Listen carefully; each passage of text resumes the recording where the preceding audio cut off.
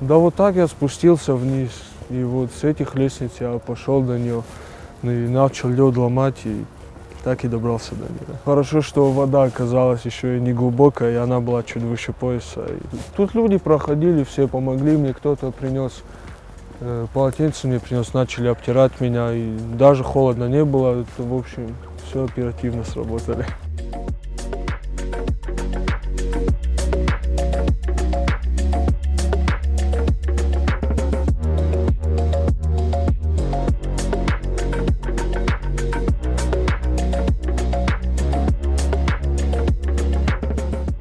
Не было ни минуты сомнений. Я же говорю, у него такой скулёж был, что очень жалко стало собаку. И я в этом ничего героического не вижу. Я сейчас не скромничаю, но на самом деле в этом ничего героического нет. Так что надо быть добрее.